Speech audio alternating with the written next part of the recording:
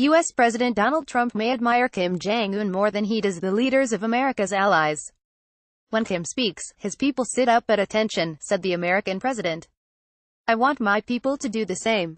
Trump was no doubt joking, sort of, but the message was clear. He admires and trusts Kim and wishes he as president could exercise the same authority. As it is, the White House is emitting mixed messages, sowing confusion among friends and foes alike, raising questions among conservatives and liberals as to where Trump stands, what he wants and what's going to happen next. He has praised Kim as one who loves his people and is a nice person with whom he gets along just fine, but he's obviously overlooking the downside of one of the world's most cruel hereditary dictators. He has also been fooled into thinking Kim is really getting rid of his nuclear program when he is doing little or nothing about it while attempting to wring one concession after another from the Americans. One result is that Trump has raised false hopes among South Koreans that reunification is really possible, that Kim wants to show another side of his personality, that he is seriously interested in reform. Talk of confederation of the two Koreas is in the air, advanced by those who think that somehow North and South can survive on equal terms, that Kim would want to get along with South Korea's President Moon Jae-in as an equal with whom he would even agree to share authority. Watch, Divided Korea. How did we get here? What happens to Korea peace talks when the smiles fade? Trump is partly to blame for raising these false hopes. He persists in boasting of the amazing progress that he made in his conversation with Kim, and he talks as though Kim is ready to bury the past and welcome South Korea as a partner in a spirit of fraternal friendship, shared values and aspirations and a common goal of peace and goodwill.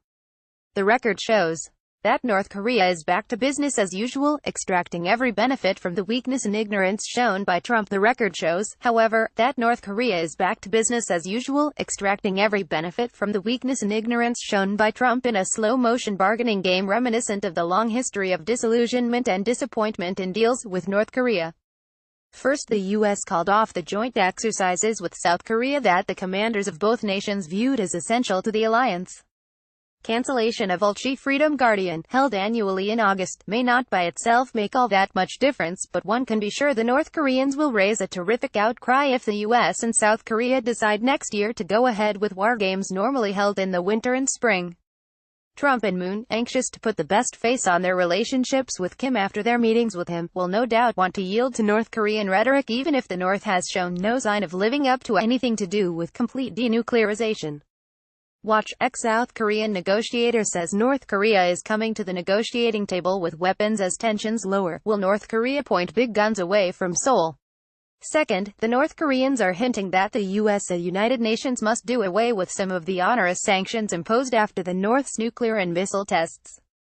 They are saying that they have shown good faith by not holding any such tests since last year while blowing up the nuclear test site at Punggye-ri and promising to do the same to the site responsible for engineering and testing the mechanisms needed to power long-range missiles. Trump has to know that Punggye-ri was rendered unusable in the North's last, and biggest, nuclear test last September and that the engineering site has yet to be destroyed. Trump's deceptions appeal to liberals and conservatives alike. Liberals are all too glad to see the American president advocating a dangerously soft line towards North Korea. American conservatives love Trump regardless of what he says and does about North Korea. They're happy about his harsh crackdown on illegal immigration.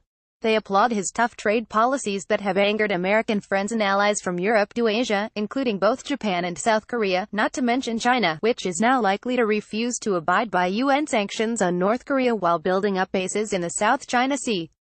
Divided Korean peninsula has nothing on China's splintered past. Listen to how quiet it is on north side of DMZ. Change is in the air. Korean conservatives, however, have every right and reason to be disappointed, if not disillusioned, by Trump, a leader whom they had once regarded as strong and resolute in the face of North Korean threats.